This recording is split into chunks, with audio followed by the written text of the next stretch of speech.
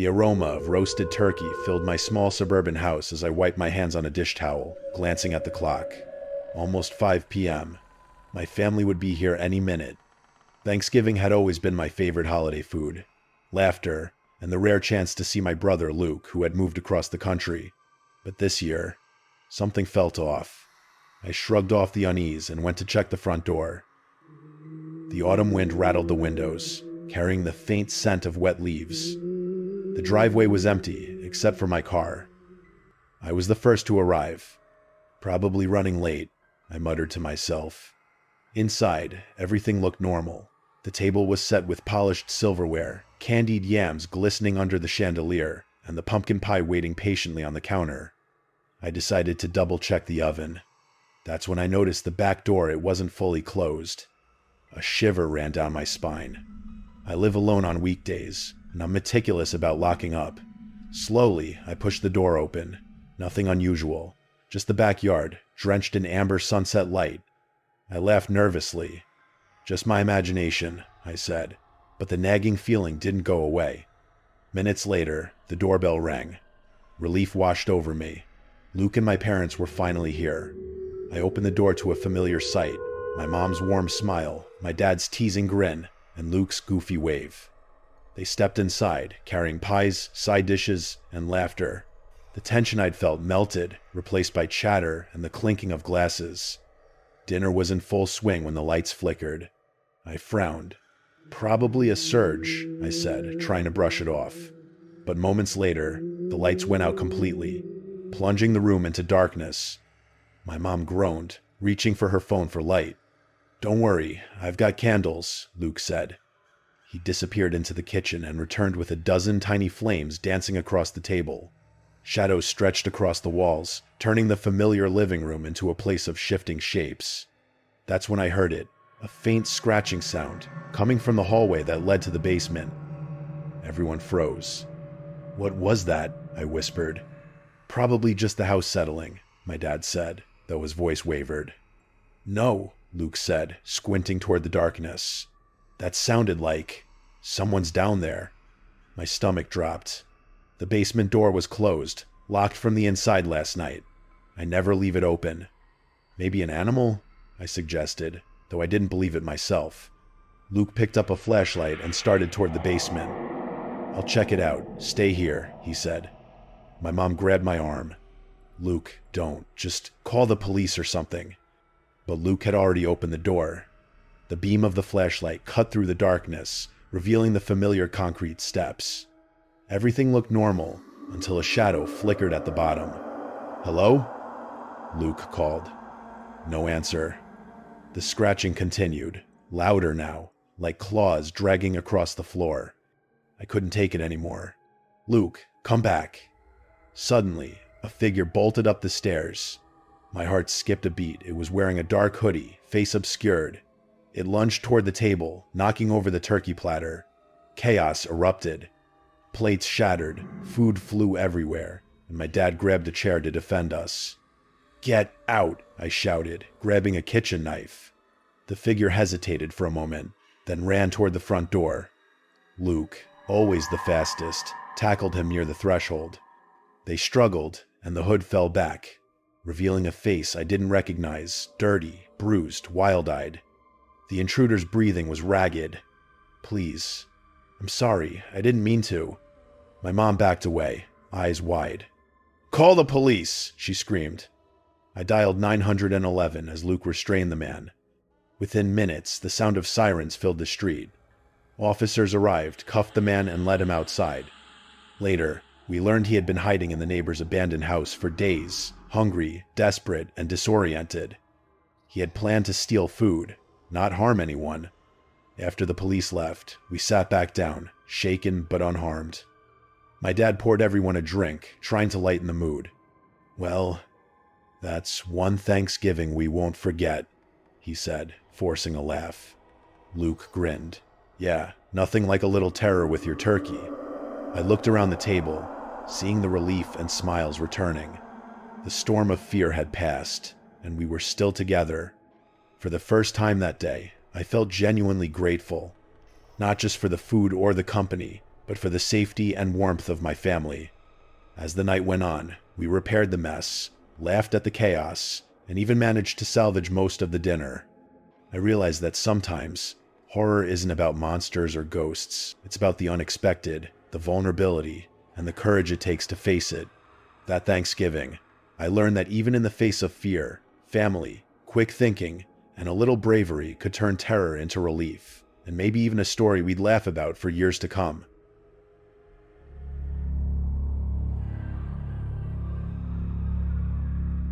The smell of roasted turkey filled the house, mingling with the sweet scent of pumpkin pie cooling on the counter. Thanksgiving had always been my favorite holiday, not for the food or the gatherings, but for the rare quiet moments. This year, though, it felt different. It was just me and my older sister, Clara, since Mom had insisted she couldn't make the trip from her nursing home due to flu season, and Dad had a business trip. Clara was bustling around the kitchen, humming a tune I didn't recognize. I sank into a chair at the dining table, scrolling through my phone, but something about the quiet hum of the oven and the occasional clatter of pots made me uneasy. Not in a supernatural way, just off. "You okay?" Clara asked, without looking up, wiping her hands on a towel. "Yeah," I said, "just thinking." Clara nodded and returned to basting the turkey. That should have been the end of it. Thanksgiving was always simple when it was just the two of us. But that evening, as I carved the turkey, I noticed little things that made my stomach tighten. A door that I was sure I had closed was slightly ajar. A knife on the counter wasn't where I had left it. A chair seemed out of place, angled awkwardly near the window. I shrugged it off. My imagination had been running wild. Work had been stressful, and I was tired. We sat down to eat, and the conversation was light at first, talking about the latest shows we were watching, the small victories at work, and memories from childhood Thanksgivings. But then Clara's expression changed, her fork pausing midair. "You ever notice sometimes things move in this house?" she asked, voice low. I blinked. "What do you mean?" "Little things, keys, utensils. Sometimes I think I hear footsteps when I'm alone." I tried to laugh, but it came out hollow. "Maybe it's just the house settling." Clara didn't seem convinced, but she didn't push it. We ate in a tense silence, the only sound, the occasional clink of cutlery on plates. After dinner, we moved to the living room with our mugs of cider, sitting side by side on the couch. I was scrolling through my phone when I saw something reflected in the TV screen. A shadow moving behind Clara. My heart jumped. "Clara, did you see that?" I whispered. She turned around, frowning. "See what?" I shook my head. "Never mind." But my unease wouldn't go away. Something about the house felt wrong. Not because of ghosts or intruders, just because of how eerily quiet it was. And then I remembered Dad had been working on some wiring in the basement last month. He'd been trying to upgrade the security system, but I knew he hadn't finished. I set my mug down. "Clara, can you check the doors? All of them?" She looked at me like I was overreacting, but nodded. "Fine." I followed her from room to room as she opened and closed each door, checked the locks, and ensured windows were latched. Everything seemed fine. Still, I couldn't shake the feeling. Finally, we settled back on the couch, sipping cider in silence. I tried to convince myself it was just stress, just the anxiety that had been building for weeks. But then I heard a soft, mechanical beep from the hallway. My pulse spiked. "What was that?" I whispered. Clara's eyes went wide. "I don't know." I got up and cautiously walked toward the sound. It was coming from the hallway near the basement door. The faint, rhythmic beep was almost like a heartbeat. I opened the door, and my stomach dropped. My dad's unfinished security system had tripped. The small motion sensors he'd installed were detecting us. Clara let out a relieved laugh, and I joined her, laughing nervously. "We scared ourselves," I said. The tension melted, replaced with an overwhelming sense of relief. We both collapsed back onto the couch, cider mugs in hand. "I think," Clara said, "we just had one of those too quiet nights. You know, when the house is so silent, it feels alive?" "Yeah," I agreed. "Alive in the most annoying way possible." We spent the rest of the evening talking, watching old Thanksgiving movies, and eating leftover pie.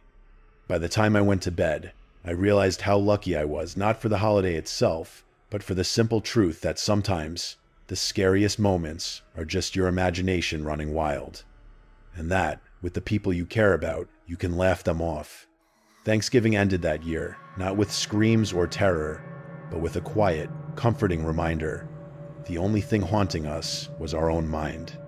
And sometimes that's enough to make you appreciate the warmth of family, even if it's just one person sitting beside you on the couch.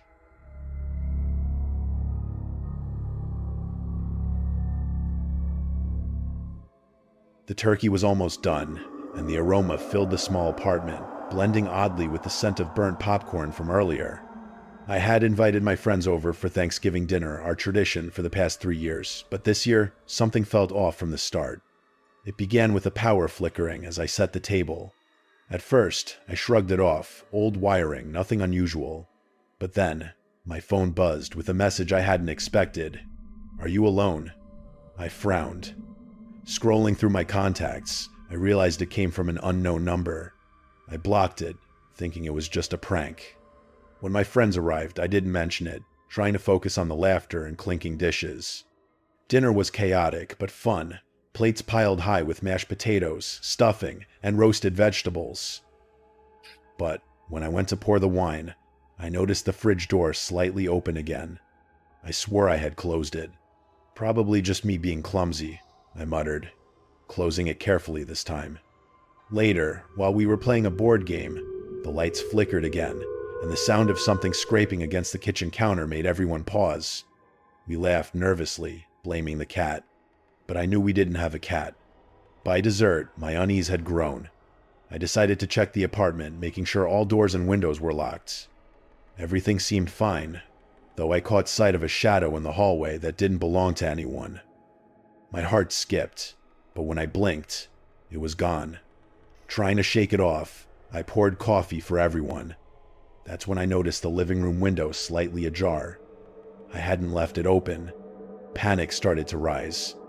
"Okay, that's weird," I said. My friends nodded, uneasy, but trying to laugh it off. I closed the window, locking it carefully. Finally, I pulled out my laptop to stream a movie. As it booted up, a notification popped on the screen. "Look behind you." The room went silent. I froze. My friend's eyes widened. We slowly turned around. Nothing. I felt ridiculous, but then I remembered the vent near the ceiling. A small crack, just enough for a note to slip through. I grabbed it. Written in shaky handwriting. "I'm not here to hurt you. Just don't ignore the small signs." I laughed nervously. "Probably just someone messing with me," I said. But curiosity gnawed at me. I checked every corner of the apartment. Everything was in order, doors locked, windows secure.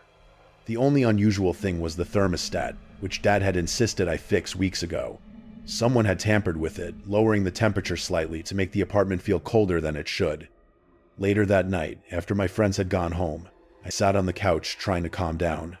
I reviewed the day's events, the flickering lights, the open fridge, the strange notes. And then, it clicked.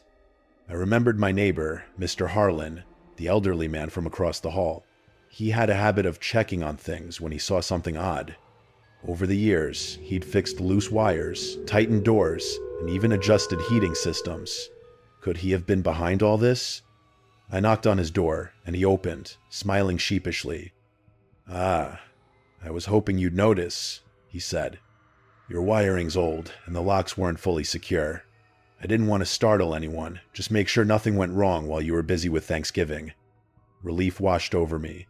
All the unsettling moments, the fear, the anxiety, it had been well-intentioned, if a little extreme. "Next time," he chuckled. "I'll just send a friendly note instead of playing, well, ghost." We laughed together, and I thanked him sincerely. That night, I realized something important. Sometimes horror isn't about intruders or ghosts. It's about fear of the unknown. And sometimes, the scariest things have the simplest explanations. As I finished the last slice of pumpkin pie, I felt a warmth beyond the food or company. It was gratitude for safety, for family, for friends, and even for the neighbor who scared me half to death, all in the name of care.